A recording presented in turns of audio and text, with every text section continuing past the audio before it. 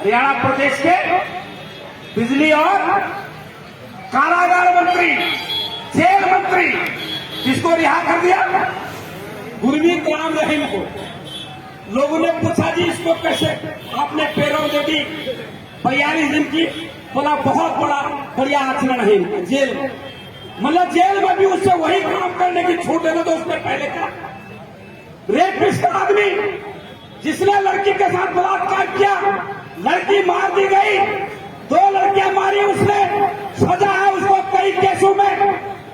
उस आदमी को बहुत अच्छा आचरण का सर्टिफिकेट दे करके जेल से 42 दिन के भी सरकार को भेजा जा रहा है। देख सकते हैं राम रहीम हरियाणा प्रदेश की सरकार कर्मचारी की नस्बसों को से हड़ताल ये पर किस है प्रकार और यहाँ भी चला रहे हैं, राम उसके रहीम कुछ अनुयायी हैं, चल रही है। वो अनुयायी आकर के आदमपुर के चुनाव को इन्फ्लुएंस करेंगे और जो पंचायतों के चुनाव हो रहे हैं उनको इन्फ्लुएंस करेंगे, प्रभावित करेंगे और उसके बाद हम दिखाएंगे देश को कि हरियाणा में सरकार ने वो काम करे हैं जो पूरे देश में कहीं नहीं हो रहे। कल ये बात उसने कही, किसने? गृह मंत्री ने। आपने देखा ट्वीट थपथपाई मुख्यमंत्री जी की और ट्वीट थपथपा करके उन्हीं की सरकार में जो पार्टनरशिप में सरकार चल रही है, कौन सी पार्टी सरकार है? जेजेपी की। जेजेपी की सरकार 10 एमएलए जिसके हैं उसका उप मुख्यमंत्री बैठा है उसके बगल में, उसका नाम नहीं ले रहे। उप मुख्यमंत्री कह रहा 3 साल से हम गठबंधन की सरकार चला रहे हैं, दुष्यंत चौटाला जी।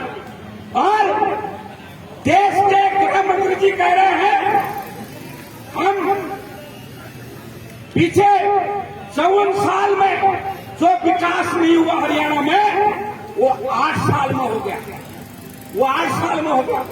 मतलब कैसी बात करते हैं ये लोग? ये गैर वैज्ञानिक सोच इन लोगों की है कि 8 साल में कैसे 54-55 साल का मुकाबला हो जाएगा। 54-55 साल पहले जो स्थिति हरियाणा की, हरियाणा में बिजली नहीं थी, पानी नहीं था, नहरें नहीं थी, स्कूल नहीं थे, अस्पताल नहीं थे, वो सारा इंफ्रास्ट्रक्चर खड़ा किया पूर्ववर्ती सरकारों ने। ये कहते हैं उन सरकारों के कार्यकाल में कोई काम नहीं हुआ। सारा काम 8 साल में, 2014 के बाद 2008 में 8 साल इनको 2022 में हुए हैं। इसलिए ये कहते हैं कि हमने 8 साल वो सारे काम किए। ऐसी उलूजुल बात करके जनता को गुमराह करने के अलावा कोई सरकार के पास काम नहीं उन्होंने किया। कह रहे हमने कॉरिडोर दे दिया, ऊपर ही ऊपर रेल जाएगी। कब वो रेल बनेगी? एक रेल जापान से आ रही थी यहां, कौन सी रेल थी? Bullet express. वो बुलेट एक्सप्रेस तो आज तक आई नहीं। अबे नहीं, रेल की बात कर रहे हैं, कनेक्टिविटी हो जाएगी, पलवल और सोनीपत जुड़ जाएंगे। इस तरह से बात करके जनता की गाड़ी कमाई का पैसा बर्बाद किया जा रहा है।